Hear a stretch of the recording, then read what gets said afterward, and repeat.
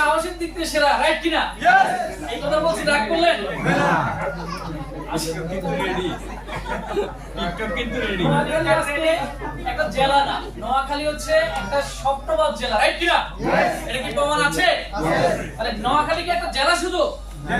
এর নাম দেওয়া ছিল স্বপ্নবাদ জেলা। কি দেওয়া ছিল? স্বপ্নবাদ জেলা। কারণ আজকে নোয়াখালীর মানুষ প্রমাণ করেছে দেশে বিদেশে আজকে সফল হয়, রাইট কিনা? হাজারো গল্প আছে, আছে কিনা? তো এটা হচ্ছে স্বপ্নবাদ জেলা, রাইট কিনা? এটা কি নোয়াখালী জেলা? এটা হচ্ছে স্বপ্নবাদ জেলা, রাইট? স্বপ্ন পূরণ করেছে বিভিন্ন প্রতিষ্ঠান থেকে, বিভিন্ন সেক্টর থেকে, বিভিন্ন পর্যায় থেকে এবং ডিএকশন থেকে, রাইট?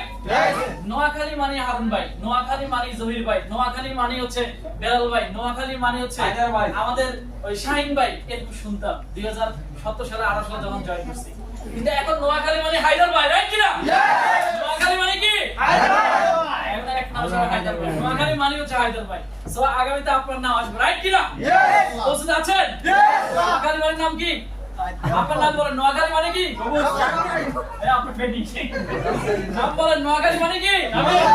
10 জনের মধ্যে আপনার নাম থাকতে হবে। তাহলে ওইরকম আমাদেরকে কাজ করতে হবে, রাইট?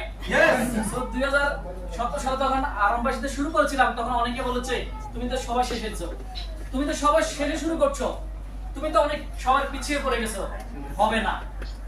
তো আমরা শুরু করেছি। আজকে সারা বাংলাদেশে 10 জন টপ লিডারের মধ্যে আজকে কিন্তু আমি আর আনন্দ ভাই একজন, আজকে টপ আনাদের মধ্যে একজন, টপ অ্যাসিবাদের মধ্যে একজন, এবং হচ্ছে সারা বাংলাদেশে, শুধু সারা বাংলাদেশ না, সারা পৃথিবীতে বাংলাদেশি কমিটির মধ্যে আমরা কিন্তু কি টপের মধ্যে আছি, 10 জনের মধ্যে। সো শেষে কোনো বিষয় না, আমি আজকে থেকে শুরু করলে গণনা করতে, রাইট কিনা? আমরা কি শুরু করতে পারবো? পারবো, আমরা পারবো। আজকে শুরু করলে গণনা করবো, রাইট? ইনশাআল্লাহ। তো আমি আজকে আপনাদেরকে